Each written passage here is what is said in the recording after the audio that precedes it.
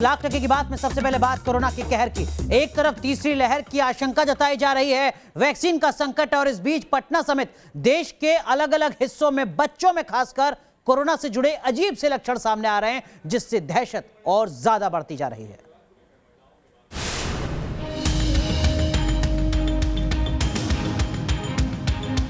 Corona की दूसरी लहर पर लगाम कसी जा रही है, लेकिन जानकार तीसरी लहर की आशंका भी जता रहे हैं। तीसरी लहर को डर जताया जा रहा है कि ये बच्चों को ज्यादा टारगेट कर सकती है। इस बीच बिहार में बच्चों में कोरोना संक्रमण के अजीबोगरीब मामले दिखने लगे। कुछ वक्त पहले दरभंगा में संक्रमण से एक मासूम की मौत हो गई और अब पटना के IGIMS में एक बच्चे में कोरोना संक्रमण का अनोखा केस सामने आया। इस बच्चे में कोरोना के कोई लक्षण तो नहीं दिख रहे, लेकिन मासूम का फेफड़ा 90% संक्रमित हो चुका है। किडनी और लीवर तक में संक्रमण फैल गया है। ये बहुत यूनिक केस हमारे यहाँ आया है। अमूमन ये देखा जाता है जो कोविड के मरीज होते हैं उसमें से लंग इन्वॉल्व होता है और कोई अंग उसका इन्वॉल्व नहीं होता, जिसके कारण सांस की दिक्कत होती है। इस बच्चे में जो हमारे यहाँ 22 तारीख को एडमिट हुआ था, इसे सांस की दिक्कत थी, खांसी था, बुखार था, और ये टेस्ट जहाँ पे था, मरोड़ा छपड़ा में जगह है, वहाँ ये था। वहाँ इसने टेस्ट कराया, इसका RT-PCR किट टेस्ट नेगेटिव आया था और परिवार में भी किसी का टेस्ट पॉजिटिव नहीं था। IGIMS में इस केस को चैलेंज की तरह लिया गया। डॉक्टरों का दावा है कि इलाज के बाद अब बच्चों की हालत में लगातार सुधार हो रहा है। तो हम लोगों ने इसको चैलेंज के माने तरह लिया और ये भी सोचा कि कहीं ये तीसरा वेव तो नहीं है, तो हम लोगों ने एहतियात बरता। इसको तुरंत आइसोलेट कर दिया। नॉर्मल ICU से हट के जो पीरियडिक ICU है उसमें अकेला इस मरीज को रखा गया ताकि इसकी संक्रमण दूसरे में न फैले। और हम लोगों ने लगातार इसकी 25 तारीख से मॉनिटरिंग की और 30 तारीख के बाद बच्चा में काफ़ी सुधार आ गया। आज के डेट में बच्चा बैठा हुआ है, खाना पीना खा रहा है। ऑक्सीजन की डिमांड जब भर्ती के समय 16 लीटर पर मिनट थी, वो कल 8 था। आज मैं खुद मॉर्निंग में राउंड लिया हूँ, वो 6 हो गया। बिहार के छपरा में बच्चों में कोरोना संक्रमण के इस मामले को क्या तीसरी लहर से जोड़ा जाए, क्योंकि इससे पहले महाराष्ट्र के अहमदनगर और राजस्थान से ही बच्चों के कोरोना संक्रमित होने के कई मामले सामने आ चुके हैं। ऐसे में क्या कोरोना की तीसरी लहर का अटैक हो चुका है? घर में ये देखना होगा कि बच्चे हमारे घर में हैं तो जनरली बच्चे मास्क नहीं पहनते हैं, या बाहर में खेले हैं तो मास्क नहीं पहनते हैं, साफ सफाई नहीं रखते हैं। तो ये माँ बाप का फर्ज है और पूरे सरकार की तरफ से हर जगह ये बताया जा रहा है, आशा कार्यकर्ता बता रहे हैं, हेल्थ वर्कर्स बता रहे हैं कि हमें मास्क पहनना है, सैनिटाइजेशन नहीं तो कम से कम हाथ धोना है। अगर ग्रामीण परिवेश में है, सैनिटाइजर नहीं भी यूज़ करते हैं तो हाथ धोना ही उतना इंपॉर्टेंट है जितना कि सैनिटाइजर यूज़ करना। चलिए, तो संभल कर रहिए, सावधान रहिए, इस अनलॉक को आप हल्के में न ले। संक्रमण कम हुआ है, केसेस कम आ रहे हैं, लेकिन अब चिंता का विषय यह है कि बच्चों में छिटपुट मामले आ रहे हैं। तो ये तीसरे लहर की आहट तो नहीं, आप खुद का ख्याल रखें और खुद से ज़्यादा अपने घर में अपने बच्चों का ख्याल रखें, उनके साथ बिल्कुल भी लापरवाह ना हो। वीडियो जर्नलिस्ट सत्येंद्र के साथ रजनीश सिन्हा, न्यूज नेशन, पटना। देश भर में कोरोना के कहर ने कई परिवारों को पूरी तरीके से तबाह कर दिया है। कई बच्चे अनाथ हो चुके हैं, जिस पर सबसे ज्यादा इस वक्त संकट नजर आता है, और उसी संकट में मदद के तौर पर सरकार के स्तर पर योजना शुरू की जा रही है।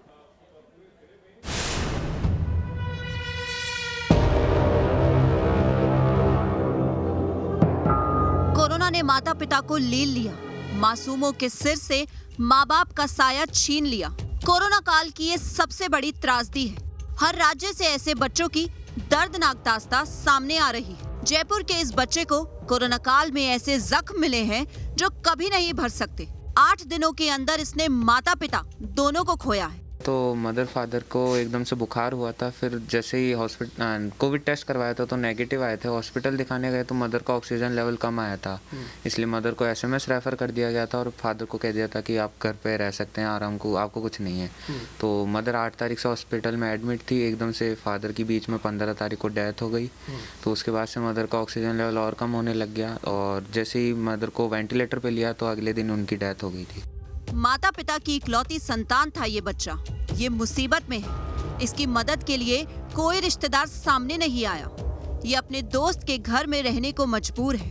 जब पता लगा तो आपके मन में क्या विचार आया, क्योंकि आपका तो कोई खून का संबंध भी बच्चे से नहीं है, इनके रिश्तेदार भी हैं। आपके मन में ऐसा क्यों आया, क्या विचार आपके मन में आया कि इस बच्चे को मैं अपने घर रखूंगा, पढ़ाऊंगा, लिखाऊंगा? ये है कि अब बच्चे के कोई नहीं तो फिर हमको तो कुछ तो करना ही पड़ेगा, संभालना ही पड़ेगा। कोई नहीं आया तो फिर मेरे पास ही बच्चा है अभी, और अभी मेरे पास ही रह रहा है। अब आगे जब तक रहेगा मेरे पास। अनाथ बच्चों की मदद के लिए योजनाओं का ऐलान किया गया है। राजस्थान सरकार की तरफ से कुछ घोषणाएं की गई हैं, लेकिन मदद की ये कोशिश आंकड़ों में उलझी है। राजस्थान सरकार के मुताबिक राजस्थान में 425 बच्चे कोरोना काल के दौरान अनाथ हुए हैं, लेकिन केंद्रीय सूची के मुताबिक राजस्थान में यतीम हुए बच्चों का आंकड़ा 157 है। राजस्थान सरकार ने पॉलिसीज बनाई और बहुत सारी चीज़ें की, ये बहुत अच्छी बात है, लेकिन इसके लिए एक फंड का भी निश्चित होना ज़रूरी है कि बच्चों को सहायता राशि क्या दी जाएगी, कितनी दी जाएगी, किस कंडीशन में दी जाएगी, ये सब बातें स्पष्ट होना बहुत ज़रूरी है। और दूसरा, राजस्थान सरकार के जो आंकड़े हैं और जो केंद्र सरकार के आंकड़े हैं उसमें थोड़ा सा अंतर है, तो उसको भी देखने की ज़रूरत है कि ये अंतर क्यों है और किस लिए है। बच्चों के यतीम होने की त्रासदी जम्मू कश्मीर में भी देखी जा रही है। जम्मू कश्मीर सरकार की इंटीग्रेटेड चाइल्ड प्रोटेक्शन स्कीम के डेटा के मुताबिक पिछले करीब 1 साल में 419 बच्चे अनाथ हुए। सबसे ज्यादा जम्मू में 78 बच्चों ने माता पिता को खोया। इन बच्चों की मदद के लिए जम्मू कश्मीर सरकार ने पहल की है।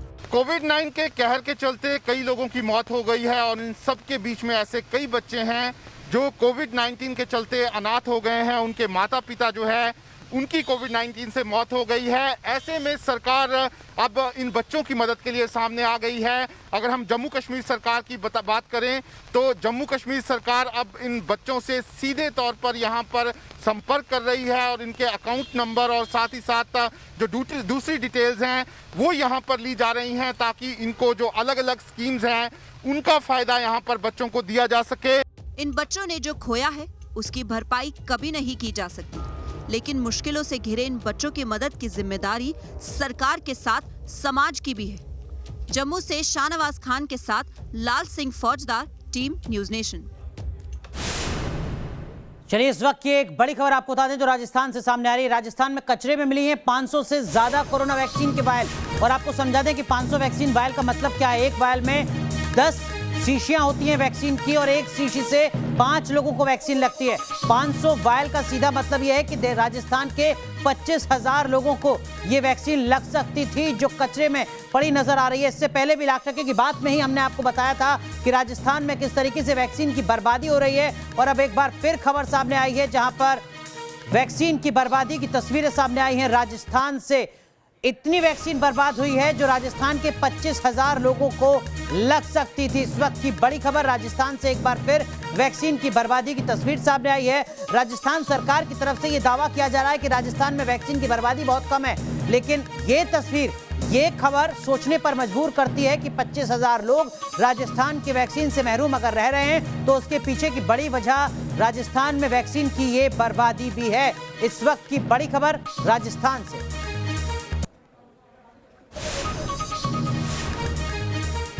तो इस वक्त की बड़ी खबर हम आपको बता रहे हैं, सीधा रुख करते हैं हमारे सहयोगी लाल सिंह फौजदार हमारे साथ जुड़ चुके हैं। लाल सिंह, कुछ दिन पहले भी हमने बताया था कि किस तरीके से कोरोना वैक्सीन की बर्बादी राजस्थान में हो रही है, और एक बार फिर इस वक्त की बड़ी खबर राजस्थान से ही।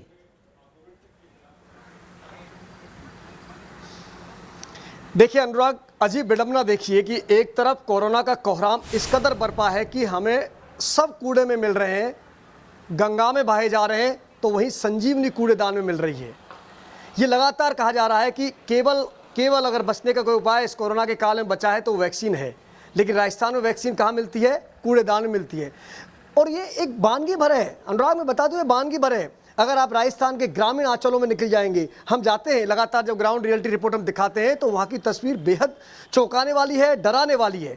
आलम यह है कि वैक्सीन की इस कदर बर्बादी हो रही है कि वॉयल हम दिखा रहे हैं आपको, एक वॉयल है मान लो, उसमें 10 डोज लग सकती हैं और तरीके से लगाई जाए तो 11 डोज लग सकती हैं, लेकिन केवल 1 डोज लगी है, बाकी वो कूड़ेदान में मिली है। और ऐसी 1-2 नहीं है, तमाम सैकड़ों सेंटर्स पर यही तस्वीरें सामने आ जाएंगी। ना उनका डिस्पोजल सही तरीके से किया जा रहा है, ना वैक्सीन जिसको लगनी चाहिए उसको वैक्सीन लग रही है। घंटों इंतजार कर रहे हैं, धूप में तप रहे हैं, लोगों के नंबर नहीं आ रहे हैं, 4-4 दिन जा रहे हैं लेकिन वैक्सीन नहीं लग रही है। और आज राजस्थान की तस्वीर है, आज 5 लेकिन लाल सिंह, बड़ा सवाल ये कि क्या राजस्थान सरकार संबंधित लोग अपनी इस लापरवाही को मानने के लिए तैयार हुए हैं, या अभी भी इस तरीके की दलील दी जा रही है कि राजस्थान में तो वैक्सीन की बर्बादी बहुत कम है बाकी राज्यों के मुकाबले? देखिए अनुराग, समस्या तो यही है कि जिम्मेदार ये मानने को तैयार ही नहीं है कि हमारी जिम्मेदारी में कोई कमी रही जिसका खामियाजा लोगों को भुगतना पड़ा और वैक्सीन अमृत तुल्य वैक्सीन कूड़ेदान में चली गई। वो नहीं मानने को तैयार है। वो आंकड़ों के मकड़ जाल में उलझा रहे हैं कि 7% राजस्थान बर्बादी हुई है, फिर 3 दिन बाद स्टेटमेंट आता है 2% बर्बादी हुई है, केंद्र सरकार खुद मानता है 10% बर्बाद हो सकती है। लेकिन सवाल तो अनुराग ये है कि 10% या 7%, 30% भी क्यों, और उस ऑयल का जवाब कौन देगा? आखिर जब 10 डोज लग सकती थी तो उसमें 1 डोज क्यों लगी और कूड़ेदान में क्यों पहुंच गई? हुआ क्या अनुराग, आप समझने की कोशिश करना। राजस्थान में एक वीआईपी कल्चर के तहत बर्बादी हुई है यहाँ पर। दरअसल जब वैक्सीनेशन का अभियान शुरू हुआ तो तमाम जो वीआईपी लोग थे उन्होंने घर में वैक्सीन लगवाई, या फिर कोई वीआईपी अगर वैक्सीनेशन सेंटर पर चलकर पहुंच गया एहसान करने की मैं वैक्सीन लगवाने आया हूं, तो डॉक्टर ने आनंद फानन में 1 डोज लगा दी। अब 4 घंटे तक कोई आया नहीं तो स्वाभाविक है वो डोज बर्बाद हो जाएगी। और इससे अलावा और तस्वीर में बताता हूं, कई बार क्या हुआ कि वीआईपी घरों से फोन आया कि भाई हमारे 10 लोगों को वैक्सीनेशन होना है, तो मेडिकल की टीम रवाना हो जाती है 10 वॉयल लेकर। अब वहाँ हमारे जो एक्सपर्ट मेडिकल स्टाफ है वो क्या करता है, 1 वॉयल में से 1 डोज लगा देता है, बाकी रख दी, दूसरी डोज लगा दी, बाकी रख दी। अरे जो 1 वॉयल में से 10 लोगों का वैक्सीनेशन हो सकता था, आपने बाकी डोज बर्बाद कर दी। लाल सिंह एक और सवाल, ये जो 500 वायल कचरे में पड़े हुए मिल रहे हैं, क्या ये किसी एक खास शहर, किसी एक खास कस्बे में या पूरे राजस्थान में? ये तो एक वानगी भर है अनुराग, ये तस्वीर तो वानगी भर है। ये तो करीब 30 से 35 सेंटर से कलेक्ट की गई हैं जो कूड़ेदान में पड़ी हुई थी, वैक्सीनेशन सेंटर पर पड़ी हुई थी। ये आपके बाड़मेर, जैसलमेर, पाली, सिरोही, ये जो इलाका है, गंगानगर, ये तमाम उन जिलों की तस्वीरें हैं। उनमें भी जो इंटीरियर वैक्सीनेशन सेंटर हैं, गाँव में हैं, ढाणियों में जहाँ बनाए गए हैं, वहाँ से निकल कर सामने आई है। दरअसल सोच क्या है अनुराग, सोच वही बनी हुई है, कोई अंतर नहीं आया है। सोचते यहाँ कौन आएगा जी, अधिकारी चले जाते हैं, वैक्सीन ऐसी पड़ी पड़ी रह जाती है। ये तो शुक्र है कि ये तस्वीर सामने हम दिखा रहे हैं। तो इस वक्त की बड़ी खबर, हमारे सहयोगी लाल सिंह फौजदार राजस्थान से ब्रेक कर रहे हैं, तस्वीरें दिखा रहे हैं। 500 वायल कोरोना की वैक्सीन कचरे में पड़ी मिली है। आप समझ सकते हैं कि राजस्थान में हजारों लोगों को अगर इस वक्त वैक्सीन नहीं मिल पा रही है तो उसके पीछे की जिम्मेदार ये तस्वीरें हैं जहां पर वैक्सीन की बर्बादी लगातार राजस्थान में सामने आई है। और लाल सिंह फौजदार बता रहे हैं हमारे सहयोगी कि ये पूरे राजस्थान की तस्वीर नहीं है, बल्कि राजस्थान के कुछ पॉकेट्स या कहिए कुछ जिले हैं जहां से इस तरीके की तस्वीरें सामने आई हैं, ये बर्बादी की खबर सामने आई है। बहुत बहुत शुक्रिया लाल सिंह आपका जुड़ने के लिए। तो तस्वीर क्या है राजस्थान की, ये आपने बताई हमें, लेकिन दिल्ली से लेकर मुंबई तक 18+ उम्र के लोगों का वैक्सीनेशन रुका हुआ है। इसकी वजह वैक्सीन की कमी ही बताई जा रही है। मुंबई में तो हालात ऐसे हो चुके हैं कि वैक्सीन की किल्लत के मद्देनजर सभी वैक्सीनेशन सेंटर बंद कर दिए गए हैं।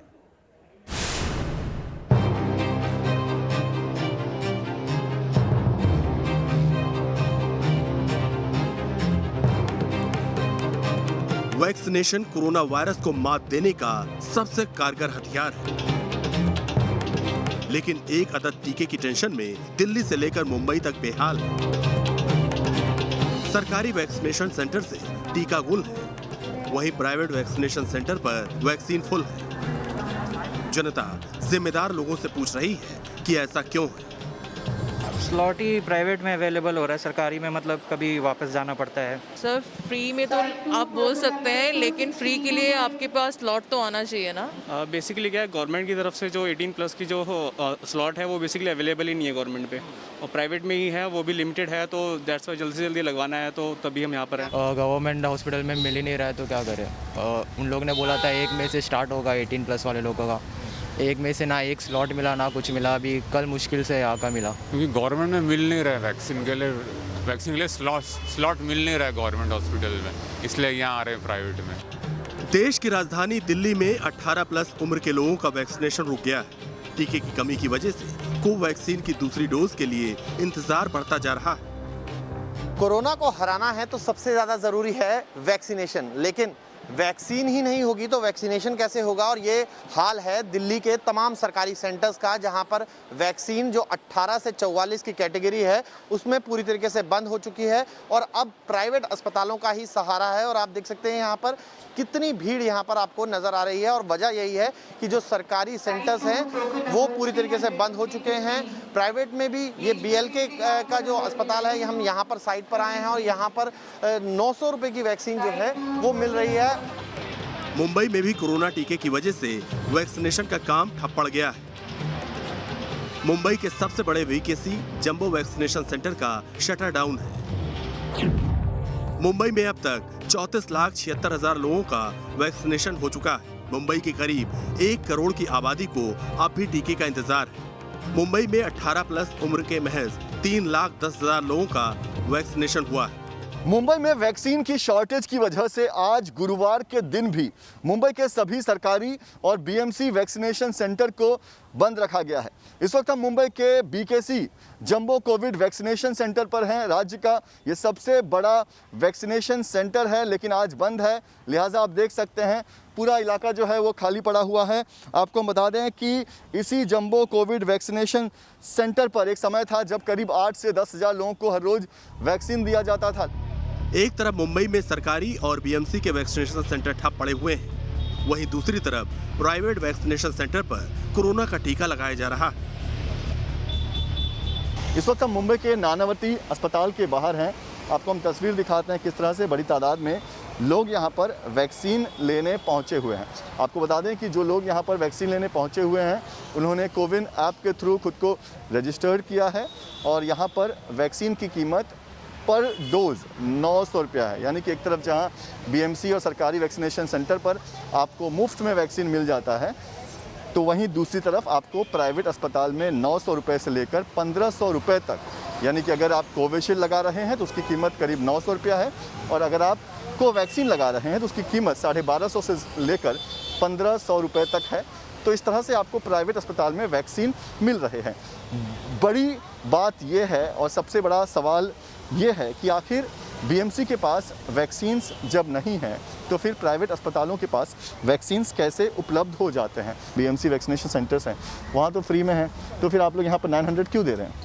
गवर्नमेंट हॉस्पिटल में मिल ही नहीं रहा है तो क्या करें। उन लोगों ने बोला था 1 मई से स्टार्ट होगा 18 प्लस वाले लोगों का। 1 मई से ना एक स्लॉट मिला ना कुछ मिला, अभी कल मुश्किल से यहाँ का मिला। आपको नहीं लगता कि अगर प्राइवेट में वैक्सीन्स अवेलेबल हैं तो गवर्नमेंट में भी होना चाहिए? वो दैट इज ऑब्वियस कि वो तो होना चाहिए दोनों जगह पे। वीडियो जर्नलिस्ट सिद्धेश वासके के साथ पंकज मिश्रा, न्यूज़ नेशन, मुंबई। पंजाब के संगरूर में राधा नाम की 13 साल की लड़की लिफाफे बनाकर अपना घर चलाती है। पिता बीमार हैं और इस मासूम पर घर की जिम्मेदारी आ चुकी है। लिफाफे बेचने का वीडियो सामने आने के बाद सीएम कैप्टन अमरिंदर सिंह ने राधा को 2 लाख रुपए की आर्थिक मदद दी है। कि साडी मजबूरी है, साडे घर दे हालात बहुत माड़े हो रहे हैं, इस करके मैं पहला अखबार दे लिफाफे रात नूं बनानी आ ते सवेरे फिर बेच के आउनी आ। जो उम्र स्कूल जाकर तालीम हासिल करने की होती है, खेलने कूदने बदमाशियां करने की होती है, उस उम्र में राधा अपने पूरे परिवार की जिम्मेदारी संभाल रही है। किताब और कलम से अपना मुस्तकबिल बनाने की कोशिश करने की उम्र में इस मासूम लड़की को अपने बीमार पिता की दवा का इंतजाम करने की टेंशन होती है। परिवार का पेट भरने के लिए रोटी का इंतजाम करना होता है। मेरा जी करदा भी मैं खेडां, आपदी सहेलियां नाल खेलां, आपदा पढ़ां, पर घर दी मजबूरी करके मैनूं जाना पैंदा है। रात में लिफाफा बनाना और दिन में उसे बेचना 13 साल की राधा का रोज का काम है। की मांग करते हैं सरकार को? सरकार तो यही मांग करांगे कि मेरे पापा दी दवाई ते सानू पढ़ाई फ्री मिले ते मेरी मम्मा नूं किते लवा देन। राधा संगरूर के लहरा गागा की रहने वाली है। राधा के लिफाफा बेचने से जुड़ा वीडियो सोशल मीडिया पर अपलोड होने के बाद वायरल हो गया। ये वीडियो जब मुख्यमंत्री कैप्टन अमरिंदर सिंह तक पहुंचा तो उन्होंने फौरन मासूम की मदद के निर्देश दिए। सीएम के निर्देश के बाद प्रशासन की तरफ से राधा को पिता की दवा और पढ़ाई के 2 लाख की सहायता राशि दी गई। सीएम सर ने उसके ऊपर कार्रवाई करते हुए तुरंत उसकी हेल्प करने के लिए आदेश दिया कि उसको तुरंत इस फैमिली को सपोर्ट की जाए। उसके बाद डीसी सर खुद आए, पहले उन्होंने फ़ोन पे बात की, फिर एक दिन खुद आए डीसी साहब, उनके घर में विजिट किया, बच्ची से राधा से बातचीत की, उसके फैमिली से बातचीत की। उसके बाद फिर उन्होंने जो तुरंत सीएम साहब ने 2 लाख रुपए का चेक उसकी सपोर्ट के लिए, मेडिसिन और स्टडी के लिए उनको भेजा। इसके अलावा राधा की मां के लिए संविदा पर नौकरी का भी इंतजाम किया गया। Team news nation.